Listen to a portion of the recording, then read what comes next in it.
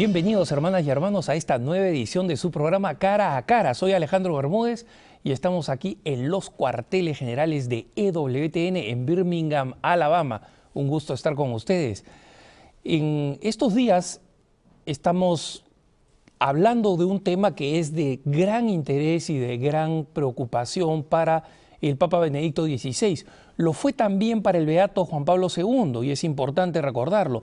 Es el tema de la secularización.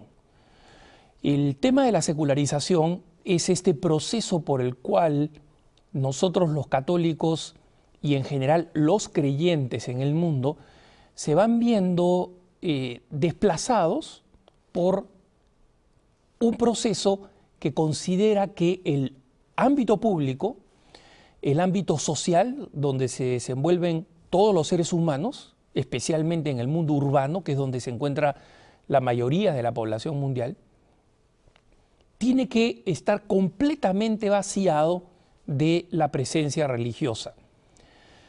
Y justamente este concepto en alguna época fue extremadamente militante, hoy en día es más bien sutil, pero está presente por todos lados.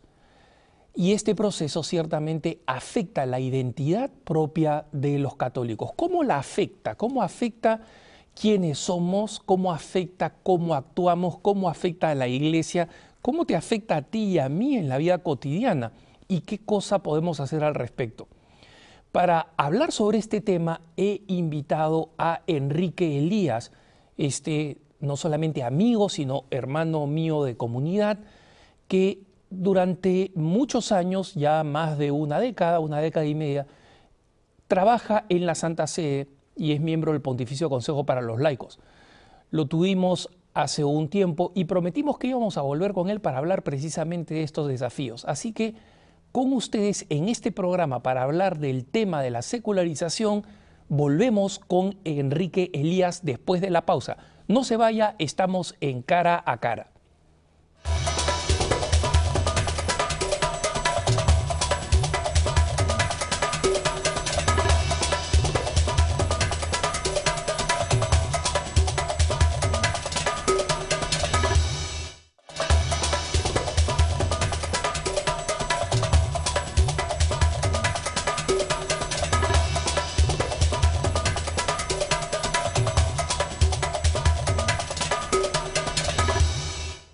Estamos de vuelta en Cara a Cara y como les había dicho, para hablar de la secularización con Enrique Elías. Enrique, bienvenido. Gracias por estar con nosotros en este programa. Te agradezco mucho, sabes que es un gusto venir a EWTN, acompañarte en Cara a Cara. Siempre es interesante y te agradezco. Enrique, cuando tuve el gusto de tenerte en un programa anterior, estuvimos hablando del tema del patio de los gentiles, del diálogo con los no creyentes. Explicaste que como miembro del Pontificio Consejo para los Laicos, este tema del apostolado con los no creyentes es uno de los temas importantes que tratan ahí. Sigue siendo miembro del Pontificio Consejo para los Laicos. Y el tema del secularismo es un tema también de mucho interés en este espacio en la Santa Sede. Pero, digamos, comencemos por el principio, como se debe comenzar. Claro. Y no sé si puedes explicar a nuestros queridos televidentes qué cosa es secularismo, de dónde viene el nombre secularización, para saber exactamente. Creo que todo el mundo tiene una idea vaga, pero me gustaría ser más precisos con esto, ¿no? Sí, es una pregunta fundamental, porque secularización viene de volver secular. Secular viene del latín seculum, del siglo. Y siglo significaba, llamémoslo así, la vida normal. Entonces, distinguiendo entre la vida religiosa, espiritual, sagrada, y propiamente hablando la vida cotidiana, la vida no necesariamente religiosa. Entonces, un proceso de secularización vendría a ser un proceso en el cual lo sagrado deja de ser sagrado. Donde Dios estaba presente, ahora ya no está presente. Cuando se hablaba de Dios, ya no se habla de Dios. Y las cosas que todos consideramos o que se consideraban importantes, relacionadas con Dios o iluminadas por Dios, ya no son así. O sea, Dios desaparece y desaparece la religión en todas las dimensiones. Un ejemplo concreto, por ejemplo, la bendición de los alimentos, ¿no? Por dar un ejemplo concreto. Antiguamente los cristianos y las familias era algo fundamental bendecir y agradecer. Hoy en día a nadie se le ocurre, o muy poca gente. no solamente no se le ocurre hacerlo en la casa, sino que mucho menos se considera de mal gusto o una especie de exhibicionismo innecesario bendecir los alimentos, por ejemplo, en un restaurante, cuando alguien sale a la calle también, ¿no? Sí, y es que ya estás tocando un tema, el mismo tema lo estás enriqueciendo en su problematicidad, ¿no? Y concretamente es como esto que hemos explicado, qué cosa es secularización, lo estás aplicando a la realidad. Estás diciendo, en el cristianismo, en la fe católica, en la iglesia católica, no en la fe, en la iglesia, entre los católicos, ha ocurrido un proceso de secularización. Es decir, la iglesia, vastos sectores de la iglesia católica, que antes vivían intensamente como cristianos, ya no viven como cristianos. Pero esto comienza en algún lado, ¿no? Tú me hiciste una explicación muy interesante fuera de cámaras en varias de las conversaciones que tenemos, porque una de las cosas que he contado siempre que tengo a Enrique como invitado es que somos muy amigos y lo somos desde hace muchos años y conversamos mucho sobre este tipo de cosas y Enrique tiene reflexiones muy interesantes. Enrique, una síntesis un poco histórica, un poco apretada, pero para que tengan ideas de dónde viene el secularismo como concepto, de dónde viene la convicción de que es algo bueno para la sociedad, que es algo que ayuda a que las sociedades, los países sean supuestamente más democráticos, más igualitaristas. Es fundamental conocer la historia velozmente. En Francia, a finales de los 700, o sea, casi al inicio del siglo XIX, digamos que en esa segunda mitad del 1750 en adelante, hay todo un proceso de secularización. Es decir, surgen las ciudades europeas como ciudades, ya no hay menos vida de campo, o más bien, hay más vida de ciudad. Y también las universidades y los ambientes de formación, por algún motivo empiezan a abrirse mucho a discursos, o sea, a formas de hablar sobre la vida social, sobre el hombre, sobre la realidad, que empiezan a separarse mucho de la fe católica, que era la fe vivida de todo el mundo. De todo el mundo.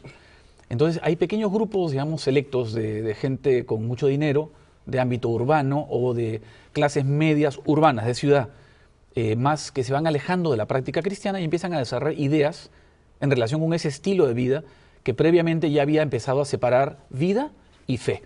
Entonces empiezan a formularlo como teorías, es decir... O sea, primero hay una separación en la práctica, sí, y luego podríamos decir comienza a surgir la necesidad de una justificación, sí, ¿no?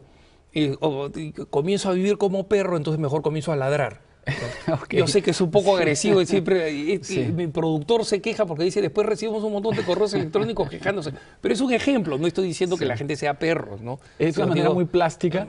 Hay una frase que también es, quien no vive como piensa, termina pensando como vive. O quien no es fiel a la verdad en la que cree, si la traiciona, va a necesitar o convertirse, pedir perdón, confesarse y cambiar, o va a empezar a decir que lo que él hace es lo mejor. Justificar, claro.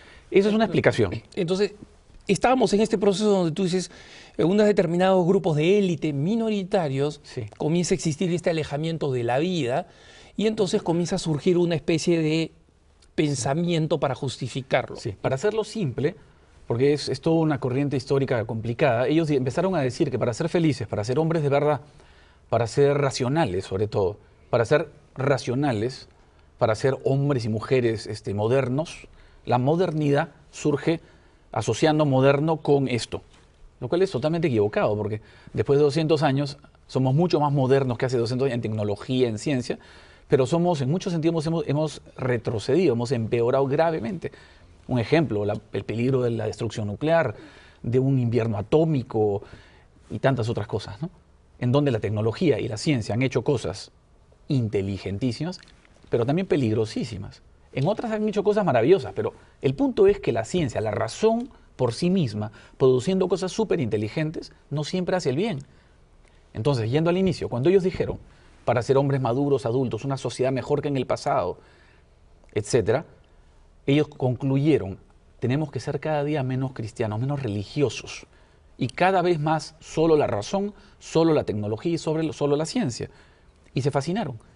Surgió una moda, así como han habido modas de otros tipos, en esa época se puso de moda esta idea de que ¿a qué tanta religión? ¿A qué la religión? ¿A qué el cristianismo? ¿A qué los sacerdotes? ¿A qué los obispos?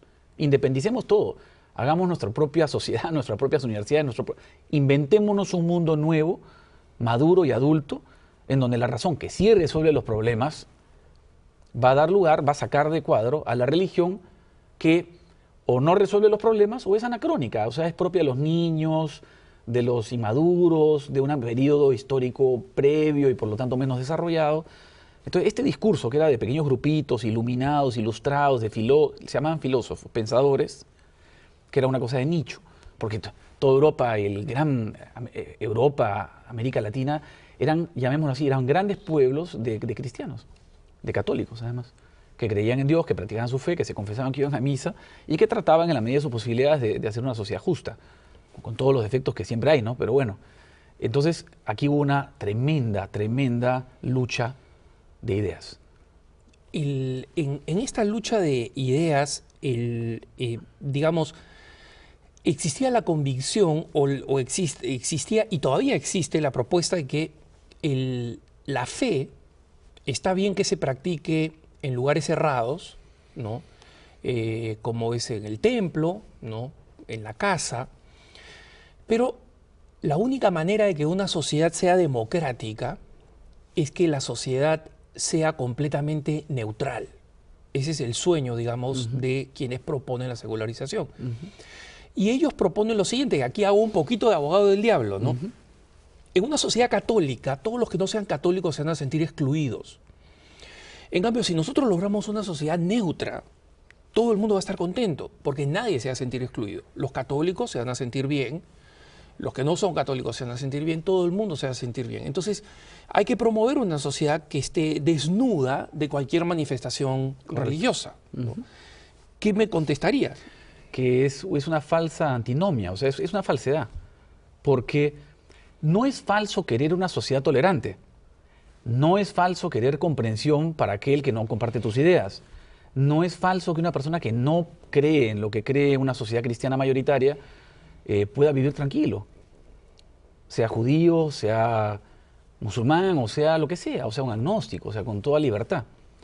Pero yo creo que eso era así, o sea, en el sentido nadie perseguía, nada, no había, o sea, había una libertad inherente en la vida social.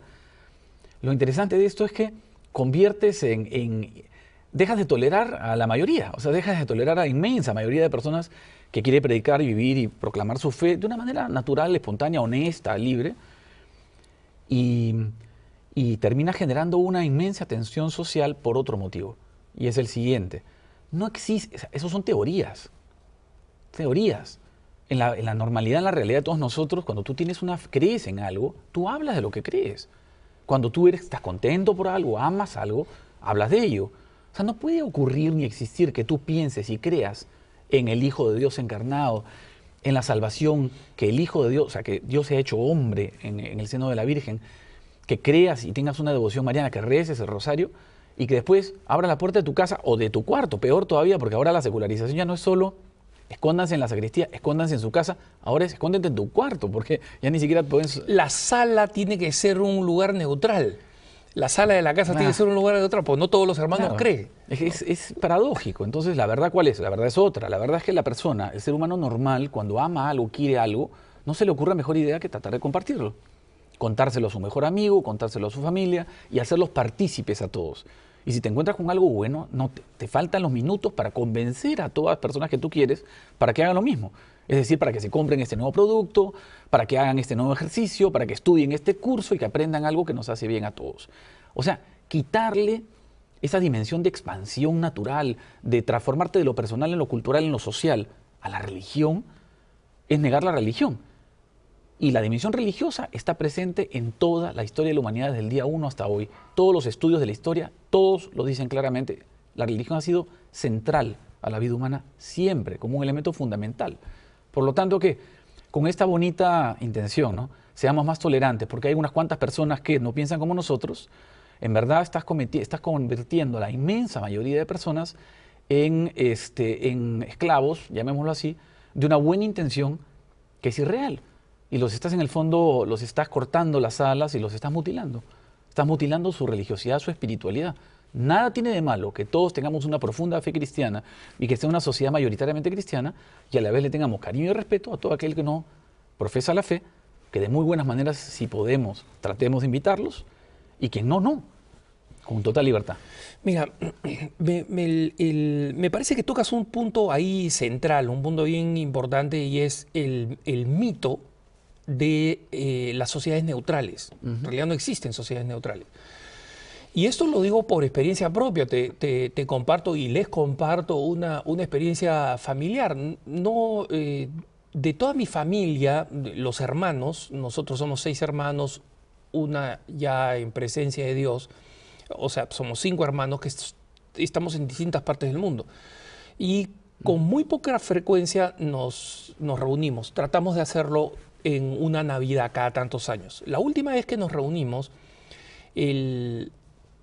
dijimos, bueno, en la cena de Navidad cada uno va a poder hacer algo que quiere, que le gusta y que lo hace para la familia. Y yo dije, yo quiero que recemos y bendigamos los alimentos, ¿no? Una de mis hermanas, que es, digamos, un poco más militante en su no creencia, esto lo supe yo después, porque fue una discusión en mi ausencia, ¿no? Dijo, ¿sabes qué? Alejandro, ¿por qué nos va a imponer la oración a todos, ¿no? Si no todos creemos?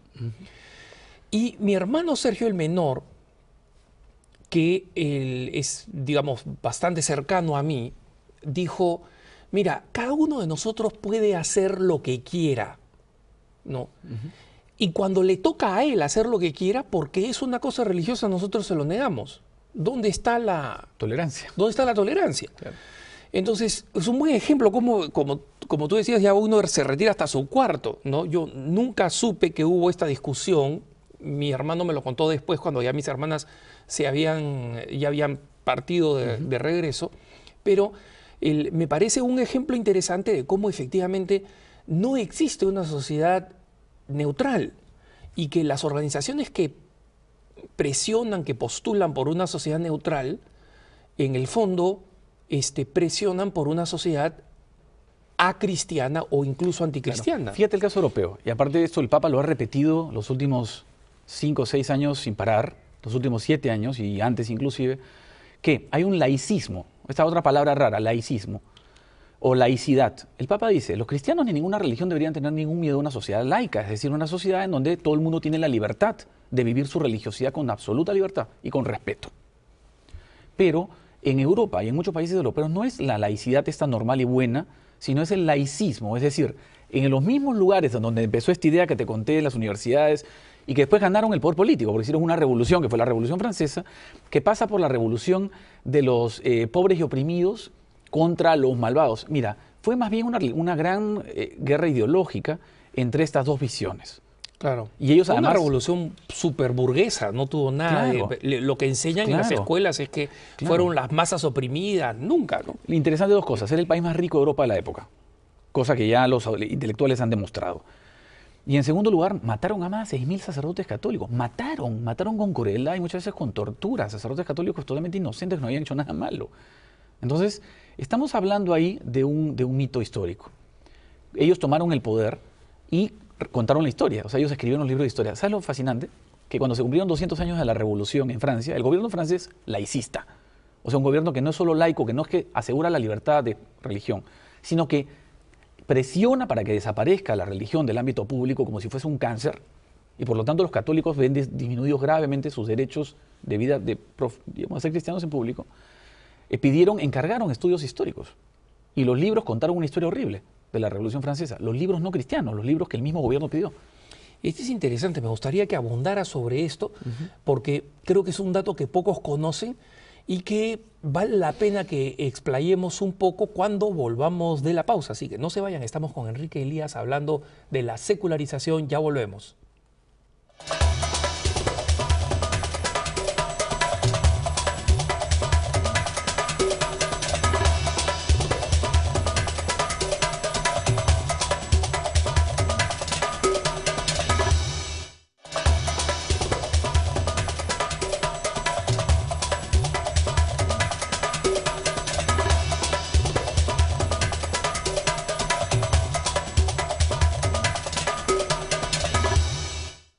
Estamos de vuelta, hermanas y hermanos, con su programa Cara a Cara con Enrique Elías, hablando del tema de la secularización.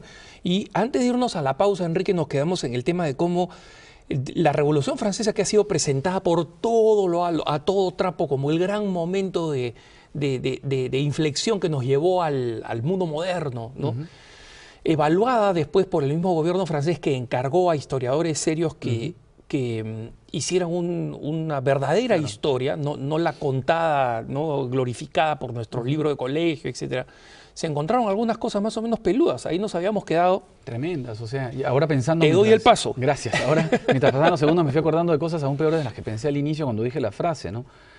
Porque estamos empezando a formular cómo no existe la neutralidad, y en el fondo pretender una sociedad neutral era prácticamente casi una excusa para cancelar el catolicismo de Francia y de toda Europa y del mundo, ¿no? Y eso es lo que está atrás de la tolerancia que ellos promueven. De verdad, eso es lo que tenían en mente. La religión que les incomodaba, a pesar de que era la religión del 99% de la gente, para que tú te des cuenta pues cuán tolerantes eran, ¿no? ¿En qué elemento histórico me concentro? Hay una región de Francia que se llama la Vendée. Esa era una región muy católica, intensamente católica y popular, o sea, era gente sencilla, campesinos, etcétera, muy católicos, creyentes, familias enteras, y era una parte importante del país. Cuando ellos empezaron a promover esta religión de la tolerancia obligatoria, o sea, empezaron a hacer se hizo una guerra civil, o sea, literalmente una persecución religiosa dentro de Francia, y mataron, como dije, a más de 6.000 sacerdotes, tengo entendido que eran 6.000 y pico, bueno, habría que confirmar los detalles, pero eran este número absurdo. La zona de la Vendée se rebeló en armas, o sea, el pueblo, la gente se levantó en una guerra popular, porque estos locos venían a destruir sus iglesias, a matar a sus curas, a matar a sus religiosas, y el gobierno les hizo la guerra oficial a esta gente sencilla. Y eran campesinos. Campesinos, o sea, gente normal, campesinos, gente de ciudad, pero también nobles. Lo fascinante es que era un pueblo unido, los católicos de la zona de la Vendée. Todos murieron y pelearon juntos. Fíjate, pero hay anécdotas. Esta religión de la tolerancia, esta revolución para imponer la tolerancia... Igualdad, libertad, fraternidad. Fue muy fraterna con los de la Vendée, o sea, porque los mató juntos. Es decir, hay historias increíbles que los ponían en pontones. O sea, fueron las primeras eliminaciones de masa, que después vamos a ver en los nazis o en los soviéticos, en los gulags soviéticos de Stalin. Empezó acá. Hacían pontones, o sea, flotaban barcas planas, trepaban a 100, 150 personas y se las hundían en medio del río. Y las asesinaban sistemáticamente. Hay casos que ya quiero ni comentar, como que, bueno, cosas horrendas de lo que hacían con los cuerpos de los muertos, ¿no? Los reutilizaban para hacer cosas monstruosas que son historia. Eso no se puede ocultar. Y la han contado no personas católicas, la han contado ya historiadores neutrales encargados por el... O sea, hay cosas terribles. ¿Para qué? Para demostrar que no existe esta supuesta neutralidad. Por lo tanto, la única alternativa... Mira, no quiero ser acá salaz con los detalles, ¿no? Pero danos un ejemplo de las cosas que hacían que sean pasables para la televisión y para nuestro público. Pero quiero que entiendan, quiero que la gente sepa de los horrores que hacían, porque la persecución contra los católicos en la Vendée, promovida por la misma Revolución Francesa, es en realidad un anticipo de los nazis. La gente sabe lo que hicieron los nazis, pero no saben lo que hicieron acá estos que hablaban a nombre de la libertad, la igualdad y la fraternidad, ¿no? O sea, hay casos de utilizo de la piel de la gente, por ejemplo, para hacer algunas cosas con ellas, o sea, tipo hasta guantes, dicen algunas cosas, cosas que son espantosas solo de escucharlas. El hecho es que se desató un furor en nombre de la tolerancia. O sea, cualquier persona sensata se da cuenta que esto es un horror. Pero los títulos eran lindos, ¿no? Era una revolución homicida en nombre de la fraternidad, tolerancia, igualdad y fraternidad y libertad. Pero digo, ¿qué libertad le dieron a esta pobre gente católica, no? O sea, o te volvías como ellos te estaban ordenando ser, y era una minoría exigua contra la inmensa mayoría de los cristianos y de los católicos, que es interesante porque en América Latina hoy la mayoría somos cristianos y católicos. De hecho, no ha habido cosas de este tipo, que yo tenga entendido, pero culturalmente empiezan a generarse estos ambientitos súper anticatólicos por minorías que han estudiado muchas veces en universidades llámalas agnósticas o de esta tolerancia que solo no tolera el catolicismo, o sea, toleran todo lo tolerable, o sea, para cosas paradójicas en Europa hoy en día puedes llevar pues tu pueblo en Francia de adoración satánica, pero tu cruz es un problema ante la ley. Cosas por el estilo, ¿no? Esas paradojas que yo creo que vienen todas del inicio, es decir, cuando se planteó esta idea equivocada de que había que secularizar, o sea, que había que diluir y desaparecer el elemento religioso. ¿Y qué religión ha habido en Europa? Dime tú. La católica y punto. Católicos, ¿no? Claro.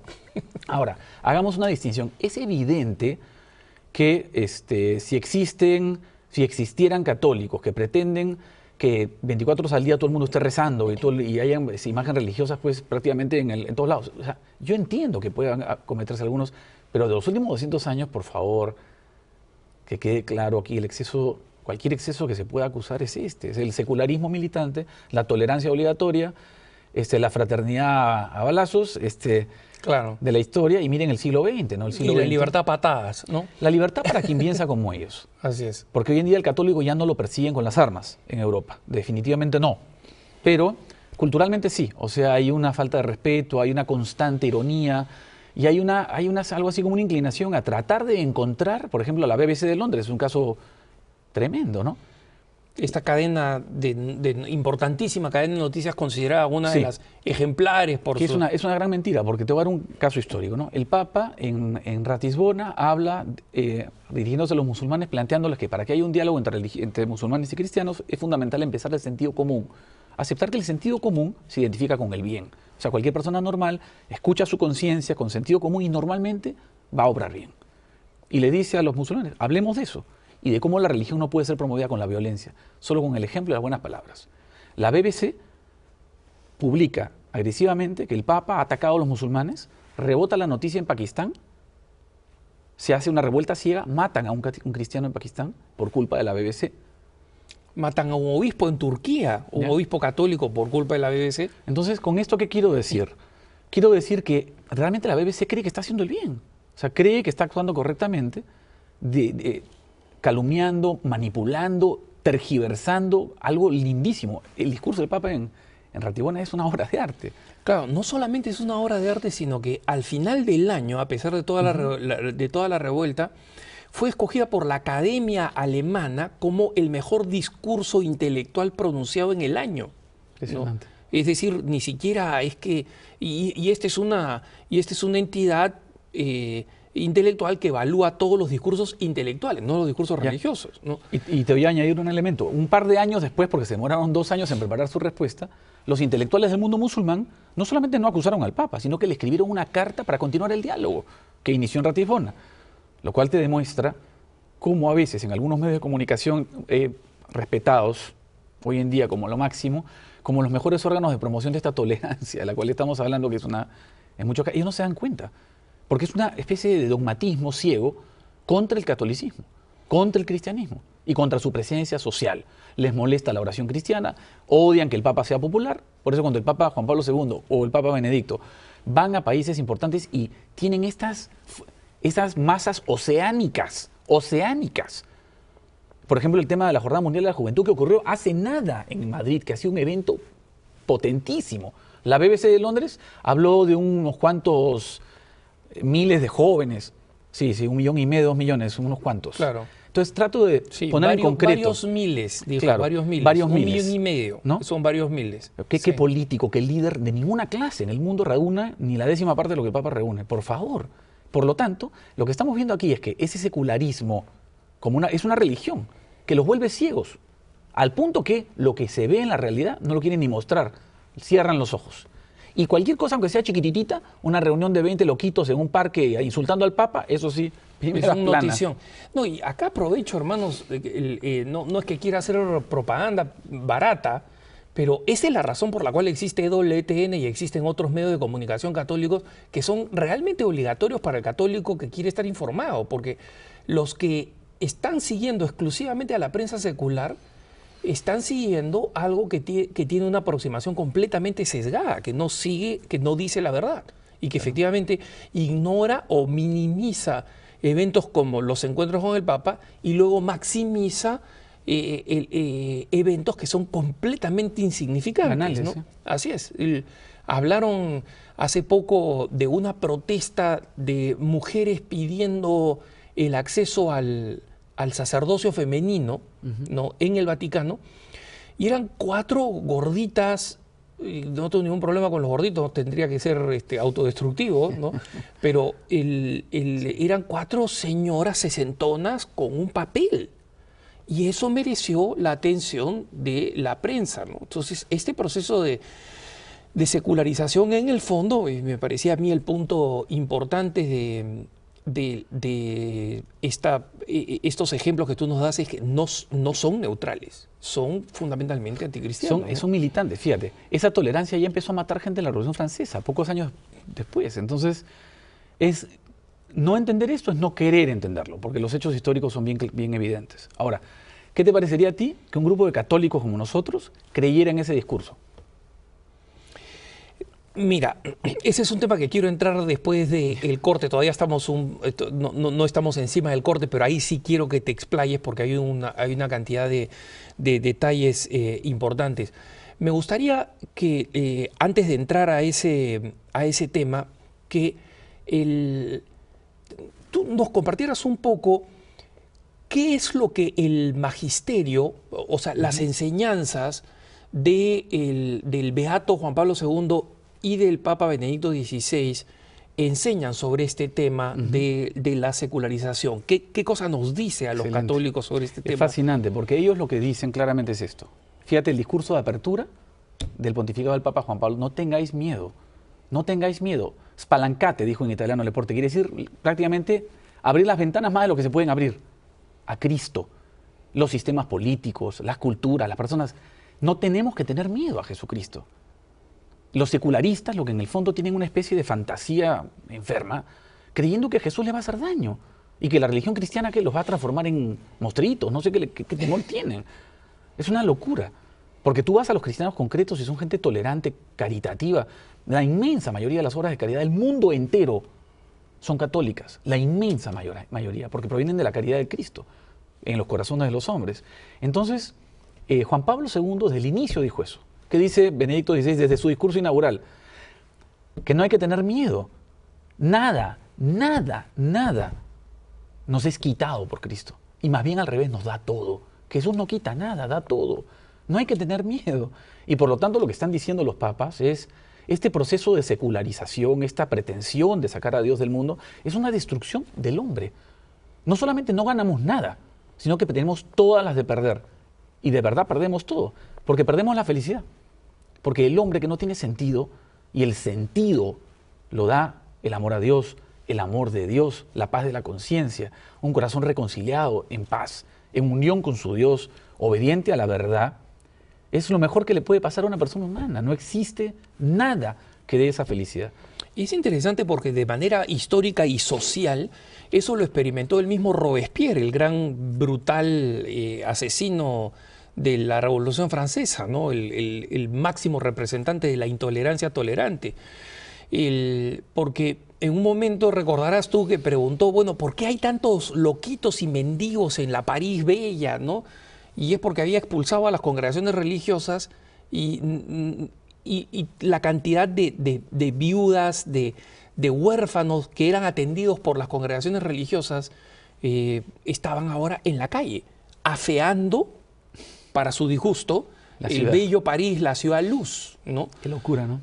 Y creo yo que justamente esta es una especie de metáfora o de símbolo de cómo la misma sociedad civil, incluso secular, pierde con la desaparición de... Y añadamos un punto más. Las áreas donde la revolución decidió que el catolicismo tenía que desaparecer porque correspondían al poder político fueron hospitales, cárceles, orfanatos, etcétera, casas para ancianos, y literalmente lo sacaron a patadas, todo. Y entonces ellos dijeron que la racionalidad del Estado las iba a atender mejor.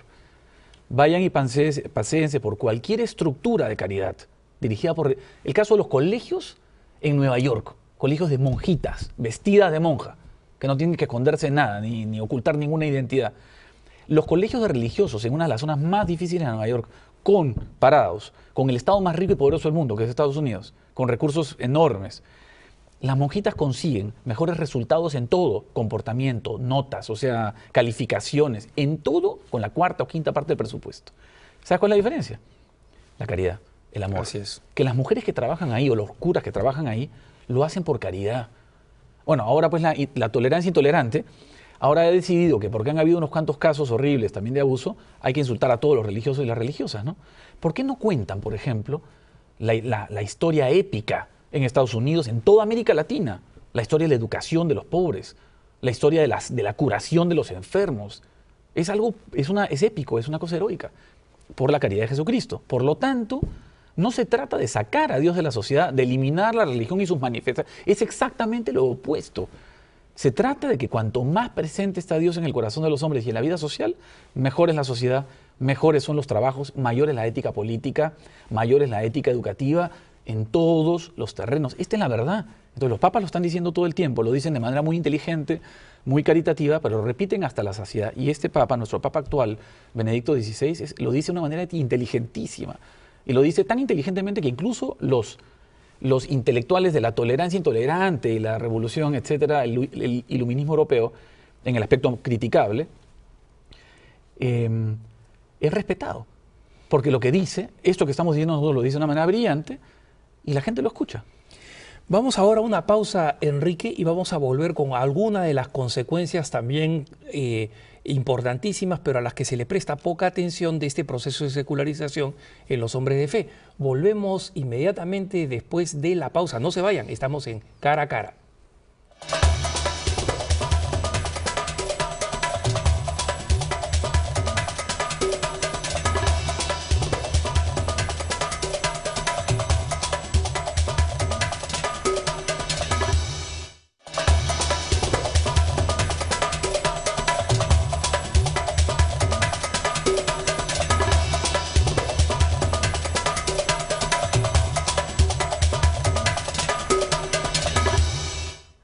Estamos de vuelta con su programa Cara a Cara con Enrique Elías, hablando del tema de la secularización. Hemos pasado un poco de revista, Enrique, al tema de la secularización y entender cómo el anhelo original de quienes planteaban y plantean la secularización es que en una sociedad neutral, entre comillas, todo el mundo va a estar contento y nadie se va a sentir ofendido. Y que ese es un mito, que en el fondo toda experiencia, todo experimento de secularización ha sido anticatólico. Pero hay un concepto que menciona el Papa Benedicto XVI, que es el concepto de la autosecularización. Así es. Y que es bastante grave entre los católicos. Entra un poquito por ahí. ¿Qué cosa es? Explícanos qué cosa es la autosecularización y a qué se refiere el Papa cuando habla de este tema, ¿no? Correcto. Mientras los que tratan de secularizar, es decir, hacer desaparecer la presencia cristiana identitaria en la sociedad, son no cristianos, es comprensible. Digo, por lo menos no es terrible. Cuando son los mismos católicos los que creen en ese discurso según el cual la religión es un mal social o una especie de cosa que hay que esconder un poco, camuflar, licuar, en cualquier cantidad, en medida que sea, estamos en problemas muy, pero muy graves. Lo increíble es que cuando el Papa actual, el Papa Benedicto, era cardenal y era prefecto de la Congregación para la Doctrina de la Fe, mencionó el tema en el Sínodo de los Obispos sobre los obispos. O sea, estaban los obispos del mundo, representantes de los obispos del mundo reunidos, hablando sobre cómo se debería ser un buen obispo. Exacto. Y resulta que el cardenal Ratzinger, el entonces cardenal Ratzinger, dijo, acá hay un problema que es el problema de la autosecularización. Así es. ¿Y qué es lo que dijo ahí? Mencionó el problema de que pudiera existir esa mentalidad incluso en algunos obispos. ¿Y qué consiste en? Se refería en parte al problema de que había muchos obispos que hablaban de la misión de la Iglesia como una misión política. O sea, que el obispo debía dedicarse a la justicia y a la paz y al tema político-social y a la pobreza. Cosas, por favor, buenísimas. Pero la pregunta es, ¿cuál es la misión de un obispo, no? ¿Para qué vino el Señor Jesús? ¿Y para qué es un obispo? Que es un sucesor de los apóstoles. O sea, es fundamental en la existencia de la Iglesia católica. Que un obispo sea un pastor, un apóstol, promoviendo los sacramentos, la palabra de Dios, la conversión de las personas, siendo un testigo. ¿Qué pasa cuando ese obispo decide que su trabajo es ser una especie de promotor de justicias sociales? Ojo, repito, todo cristiano tiene que promover la justicia social, es una obligación pagarle a sus empleados con justicia, ser honesto, pagar sus impuestos, etc. Eso está fuera de discusión. Pero estamos hablando de otra cosa. Estamos hablando cuando un obispo confunde su misión con una misión política o exclusivamente social. Entonces el Papa decía, se relacionaba a la autosecularización, lo mencionó con todas sus letras. Entonces, ¿qué es la autosecularización? Después muchos han hablado del tema.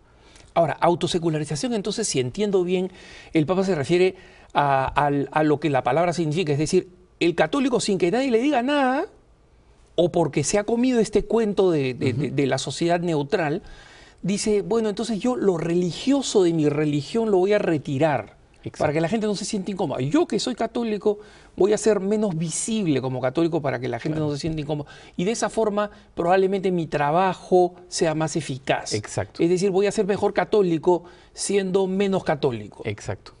Es enredado, ¿no? Es complicado. O sea, ¿sabes qué es lo enredado? Entender. O sea, ¿cómo se te puede ocurrir algo así? O sea que para poder funcionar mejor en el mundo tienes que eliminar aquello que por tu religión es lo santo, lo sagrado, lo redentor, lo que me salvó del pecado y de la muerte, lo que me trajo la luz de la vida, lo que me trajo la salvación, la vida eterna, el reino en los cielos que espero tener. Espero estar con Cristo en el cielo toda la eternidad siendo feliz y amando a todos mis seres queridos que se salvaron conmigo. Ese es mi sueño. Y por eso hago apostolado y evangelizo, porque quiero que mi familia, mi mamá y mis hermanos y mis primos y mis amigos y la gente que quiero y la humanidad toda se vaya al cielo.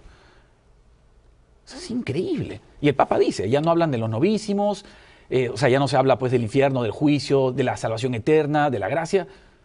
Y menciona incluso qué palabras no se tocan más. El bien y el mal. Por ejemplo, los que te he mencionado. Pecado, o sea, el cielo, el pecado. Infierno. Como que fueran palabras, bueno, pues no son tan importantes para resolver los problemas sociales. Claro. Y hoy en día suena mal que yo hable del diablo, de que va a haber un juicio, de que vamos a tener que dar cuenta de nuestra vida ante Dios, ¿no? O sea, ¿qué? Vamos a la Biblia y cancelamos todo lo que ha dicho Jesús. Tú decías que habían otros autores, que después que el cardenal Ratzinger mencionó esto, otros retomaron este tema en la Iglesia Católica. Cuéntanos un poquito más y qué es lo que decían, qué es lo que dicen sobre este problema de la autosecularización. Interesante. Por ejemplo, el secretario de la Congregación para la Educación Católica, Brugués, un arzobispo francés, lo mencionó en relación con la vida religiosa, con los religiosos, o sea, los franciscanos, todas las congregaciones tradicionales y la vida religiosa. Franciscanos, jesuitas, dominicos, vamos a decir varios para que no crean que estamos hablando de los franceses. Y sigo, ¿no? Y vicentinos y lo que quieras. Lo que sea, agustinos y todos por en general.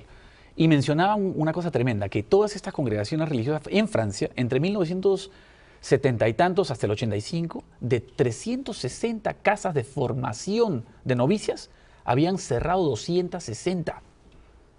Y él menciona la autosecularización, o sea, todas las monjas y sacerdotes y religiosos y frailes y laicos, políticos, lo que sea, economistas que dejan de hablar de Dios, que dejan de tocar el tema de su fe cristiana, que lo cancelan porque es más eficaz, terminan muriéndose en la fe, o sea, su vida cristiana ya no existe.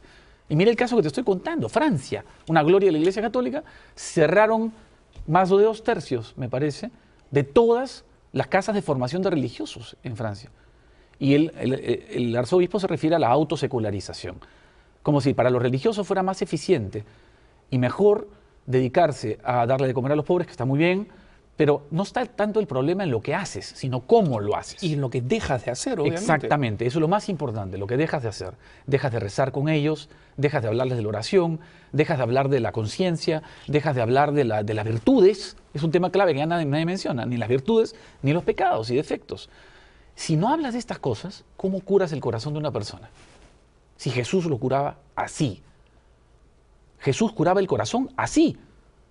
Y Jesús evangelizando, o sea, llevándola a descubrir que su enfermedad y su tristeza era porque su corazón estaba lleno del mal, del pecado. Y que por ese motivo era infeliz. Y que por ese motivo su vida no tenía sentido. Y le daba sentido ¿cómo? Apenas la persona entendía y pedía, Jesús que le respondía, yo soy el agua de la vida. Yo soy la vida eterna. Y le daba los sacramentos.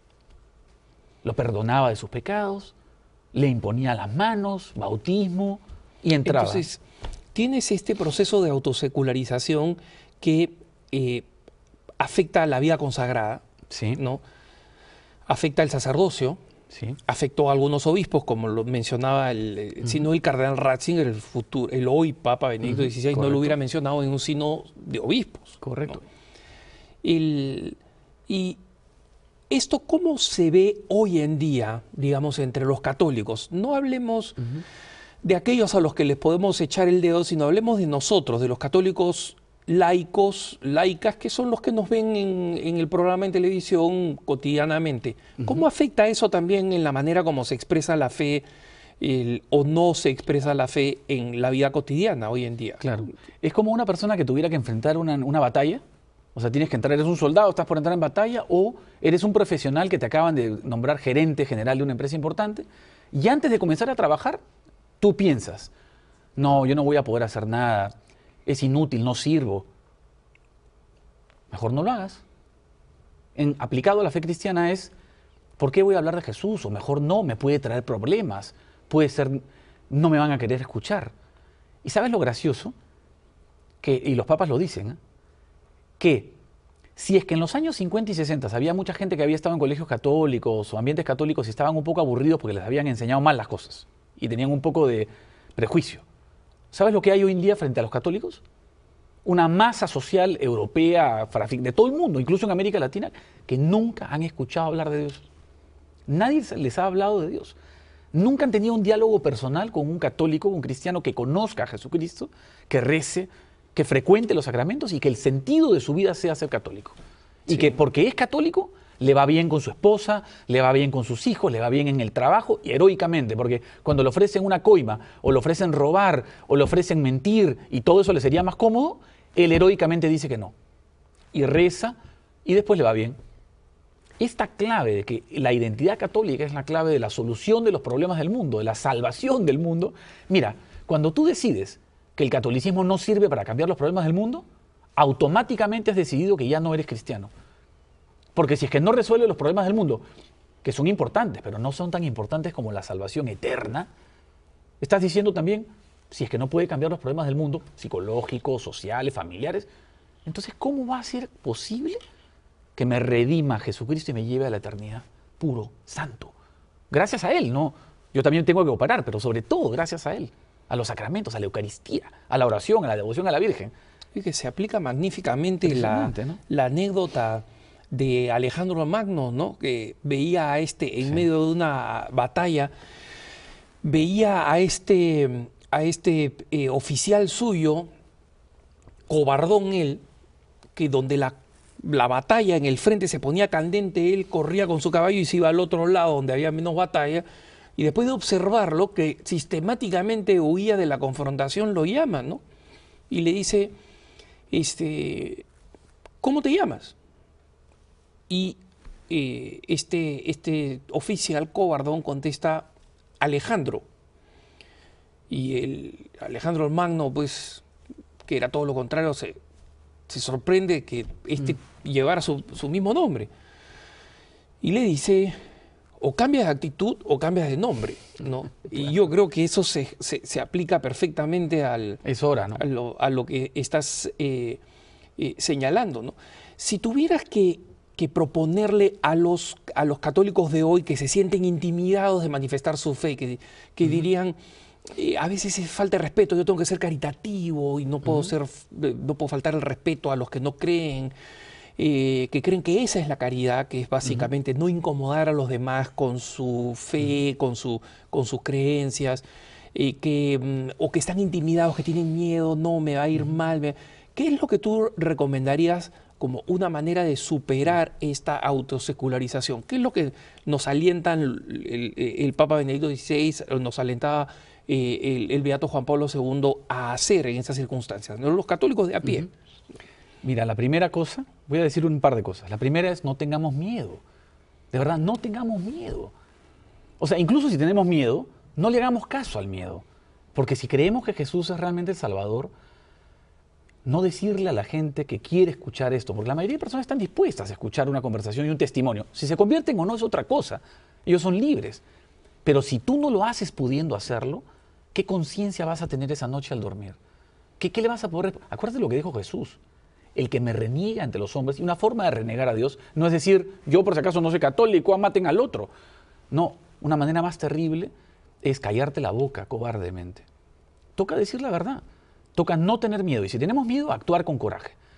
Eso es la primera cosa. Y la segunda es un testimonio cristiano. Es decir, quiero decir esto, No hay nada que le dé al hombre tal felicidad como ser un discípulo de Jesucristo. No hay nada, nada, es la verdad. Por lo tanto, dejemos de tenerle miedo a la palabra verdad.